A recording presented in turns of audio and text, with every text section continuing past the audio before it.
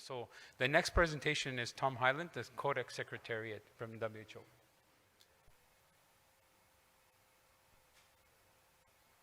I had hoped to give it in Rome. Unfortunately, that is not possible, so I have recorded it for you.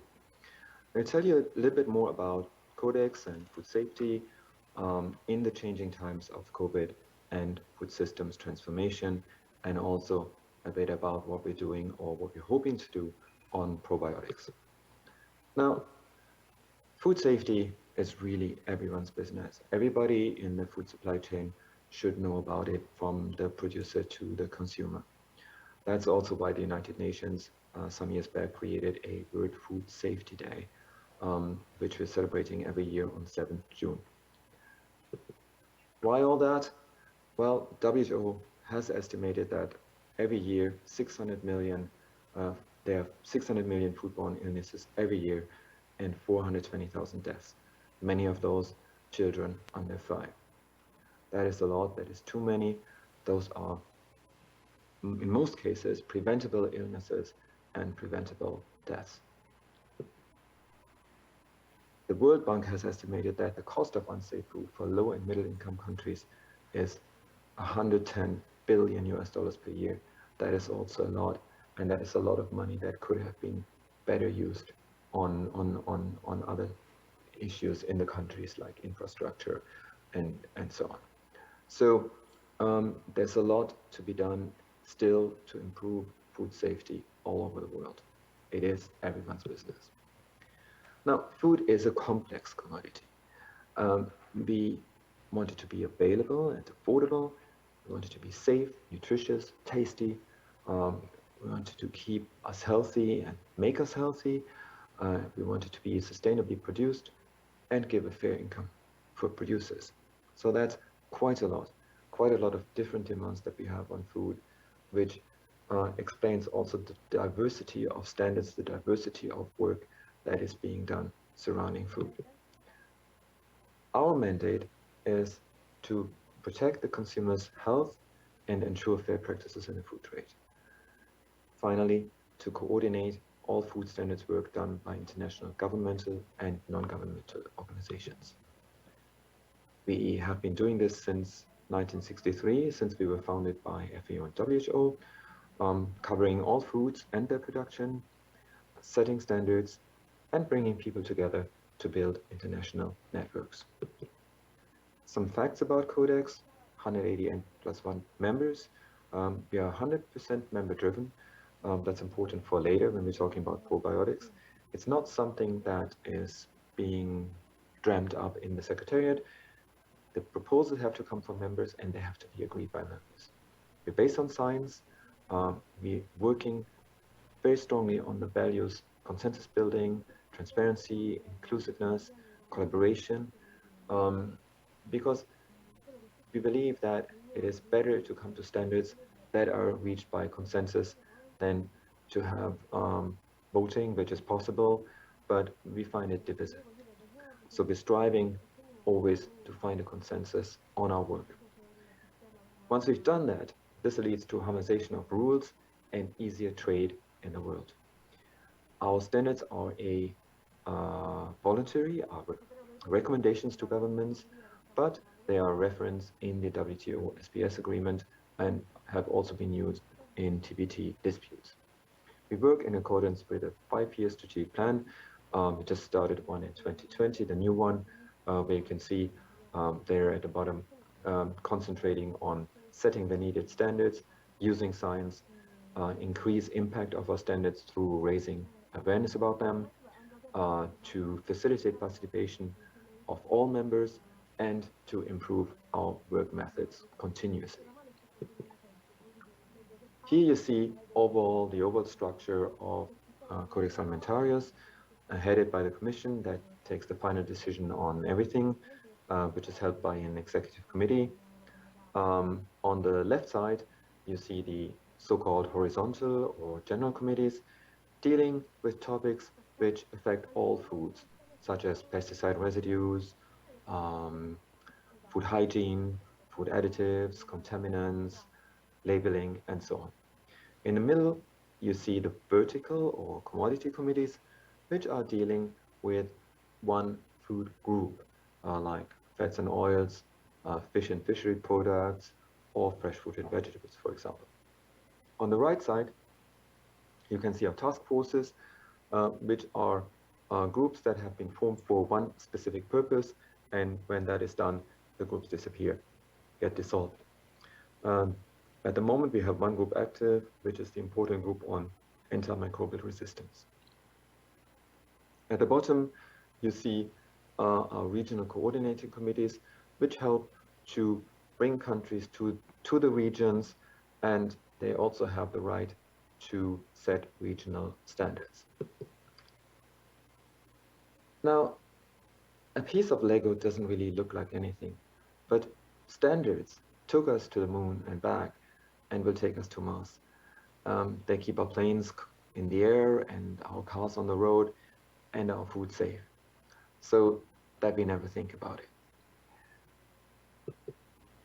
This replica of the Saturn V rocket has 1,969 pieces, which I assume was intentionally because of 1969 and the first moon landing. When you're looking at it, at best, Codex standards fit together also like pieces of a Lego set. Pesticides help to produce food, and residue limits make sure that the food is safe. Hygiene defines how to avoid microbiological contamination.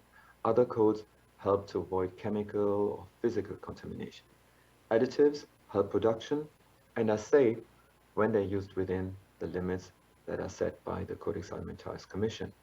So there's a lot today that works better than ever before in food, but there's also a lot that will not work forever. And a lot is not sustainable, and overall the work is never done. Some drivers for change in our work. The pandemic, certainly we talk a little bit more about that. Climate change, innovations in food science and technology, water scarcity, consumer concerns and behavior, the United Nations oriented towards the Sustainable Development Goals, and the upcoming UN Food Systems Summit. You can see what is intended in that summit on this slide. I have no time to go into that in any detail, but if you look at the action areas, we have nourish all people, boost nature-based solutions of production, advance equitable livelihoods, build resilience to vulnerabilities. We don't have food safety as such in there, which we had hoped. It's not explicitly mentioned, but yet it is essential, because if it is not safe, it's not really food, and it will not nourish anyone but make people sick. So food systems transformation is needed, but the food needs to be safe. And we make that point wherever we go. And we will, of course, actively work with the people that are working in the nourish action area, because we think it's important that if you change something in the system, you should watch what else might change and what might make the food unsafe, especially when you're talking about things like reuse of water, circular economy, and so on. The pandemic, Codex had to transform because of our system. Each of our meetings is hosted by a host government in a different country and chaired by a chairperson from that country. And that country also provides the finances for the interpretation of that meeting. We had in 2018-19, we had physical meetings on 148 days in 20 different countries. Now, you can imagine what 2020 then looked like. 2020, we had physical meetings on 5 days. We had some formal virtual meetings because we were not quite sure yet how to go about that on 13 days, and informal meetings virtually on 10 days. So we were only able to hold our executive committee and the commission. We move now to 2021. we have formal virtual meetings on 90 days, informal meetings on 50 days. So all these meetings that you see down there have been held or will still be held this year. Now, what's good about that? Well, first of all, what's good about it is that our work continues, that we just did not stop. But what's also good about it, we have more countries and more delegates participating. If we're thinking about our strategic plan, one of our goals was that we want everybody who wants to participate could participate. Now, virtually, this is easier than traveling. We have some people who attend on some days or only some hours of the meeting. Overall, there's less travel, which is also good for the planet. On the negative side, what we get is less overall engagement of people, because if you imagine, normally people would be there 24 hours. Everybody would be out of their normal work life and would be totally committed to the Codex meeting. This way, virtual meetings, we get like 3 hours per day or so of people, and that is sometimes not enough. We get less interaction and networking, we get no informal side or coffee meetings, and it's more difficult, we find, to reach a consensus on some critical issues. It's also not sustainable because of time zones. Certain time zones are continuously disadvantaged by the timing that we usually use for the meetings, which is like 12 to 3 or so.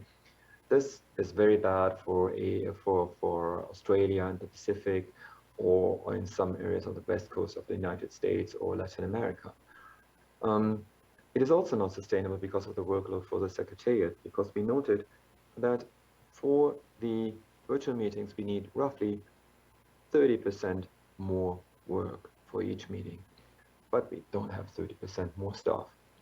So we hope eventually to be able to return partially to physical meetings. We don't know at this moment when this will be the case. There's a lot of uncertainty. Now, let me close and come to Codex and Probiotics. As I said before, this is handled by the CCNFSDU. This is our Codex Committee on Nutrition and Food for Special Dietary Uses. And the 42nd session will meet this year, also in virtual format. The last session of that committee, the 41st session, was held in 2019, and discussions were split on work on probiotics. We had a proposal from Argentina to develop a harmonized international framework or guidelines for probiotics in foods and dietary supplements. This should be including definitions, minimum characterization requirements, safety criteria, quality and labeling criteria. There was support for that. It was said that the science exists in FAO and WHO, but there is a need for regulatory harmonization. High-level guidance is needed in the world. There was opposition. People were saying, well, many provisions are already addressed in horizontal Codex standards and guidelines. The work done by FAO and WHO on definitions is enough, and there are no trade issues at this moment. So you see from this a little bit how the system works. There's a proposal made, and from my own, let's say, if I, as a consumer, had to talk, I would say, well, probably there is some use for harmonization, certainly on the labeling front of probiotics, because there I find whatever is happening with different yogurts, different this, different that, I find that quite confusing. So I think a lot could be done there, definitely in the labeling. But on the other hand, it's not me who decides that. It's the member states. And the member states will do so based on a proposal. This will go into the meeting, be discussed, and then probably there will be a revised proposal. And this is what was the conclusion from 2019. A new proposal is now expected by Argentina and Malaysia, explaining better the need for a codex text. Because you have to think about it. Developing a codex text is not cheap. It takes some years, on average 3 to 4 years. It engages a lot of people, scientists, delegates, and costs a lot of meeting time. So it should only be done if it is really necessary. So we have a process that each new proposal needs to go through. And until it has not done so, we will not start the work. So what is going to happen this time? We're expecting this new proposal to come in, and it will be considered by a working group for this committee, for the CCNFSDU, on the priorities of that committee. And then hopefully at the end of that committee, which should be late November, we would be knowing how this work will be taken forward. Sometimes we've seen the situation that there was a lot of support first for work. For example, over the last couple of years, we had a proposal for a definition on biofortification, and that was taken up. There was a lot of lobbying about it. There were people going to each of our Codex committees and saying that would be a useful definition to have. On the other hand, there was never a clear place for that definition. Why do we need that definition? So after some years of discussion and spending lots of time on it, there was no consensus, and there was also the feeling, well, what do we do with that definition, even if we manage to finish it? And the work was discontinued, which is something that does not happen very often, but it's always very unsatisfactory. And I would not wish the same to happen for probiotics, and this is why it is good that a bit more time is taken also to develop a good project before moving into the work. So watch this space. We're probably going to be able to say more about that at your next year's meeting. Now, Codex in 2022 and beyond, how do I see it? I do not see that we're going to have a lot of physical meetings in 2022. Virtual meetings will be the rule still. Physical meetings will be the exception. We will work on a lot of new tasks coming from our members. I described the process. Also, FAO and WHO have prepared a paper for the Commission on new types of food, food from insects, edible insects, lab-grown meat, nanotechnology. A lot of new topics are being brought to Codex, so eventually this will lead to new work. Overall, we are going to continue to learn, adapt, and invent, while certainly attempting to stay true to our values in the system and to find an international consensus on important topics related to food safety and fair practices in the food trade.